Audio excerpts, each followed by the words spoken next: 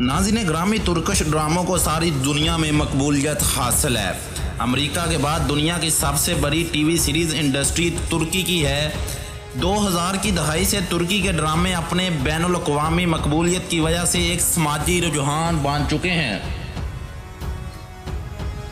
नाज़रीन ग्रामी, ऐसे ही 5 ड्रामों का जिक्र करने जा रहे हैं जो पूरी दुनिया में बेहद मकबूल हुए। जी नाज़रीन ग्रामी, नंबर 5 अर्तुगरुल गाजी। नाज़रीन ग्रामी, तुर्किश ड्रामा अर्तुगरुल, जैसे तुर्क गेम्स ऑफ थ्रोन भी कहा जाता है, बहुत ही थोड़े अरसे में सिर्फ तुर्कों का ही नहीं बल्कि बैनुल अक़वामी सतह पर पसंद किया गया है। अर्तुगरुल गाजी ने उस्मानिया दौर की बहुत ही खूबसूरत शक्ल दुनिया के सामने लाने की कोशिश की है। अर्तुगरुल गाजी ड्रामे ने लोगों के सामने इस्लाम की असल रूह को लाने की बेहतरीन कोशिश की है। नंबर 4 तुर्किश ड्रामा प्यार लफ्ज़ों में कहाँ। नाज़रीन ग्रामी, तुर्किश ड्रामा प्यार लफ्ज़ों में कहाँ को भी शायकीन ने बेहद पसंद किया है। प्यार लफ्ज़ों में कहाँ की कहानी एक गरीब लड़की और एक बिजनेसमैन के गिर्द घूमती है।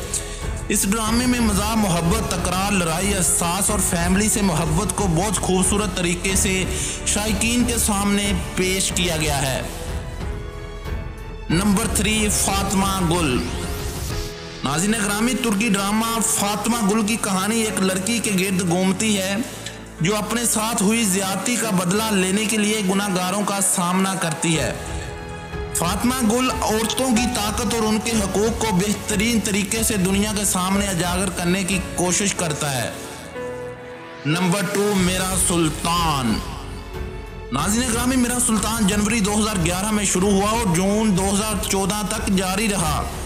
मेरा सुल्तान की कहानी सल्तनत उस्मानिया की सबसे तवील अरसे तक हुकूमत करने वाले सुल्तान उस्मान और उनकी अहलिया हरम सुल्तान की कहानी पर मबनी है।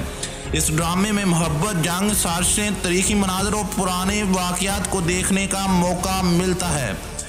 नंबर 1 इश्क ममनू।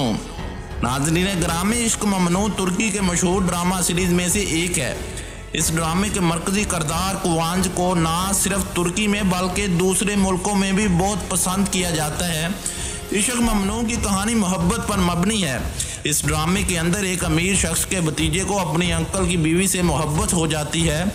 इन दोनों की कहानी में मोहब्बत, ड्रामा, साजिशें, सब चीज़ों को बेहतरीन तरीके से पेश किया गया है।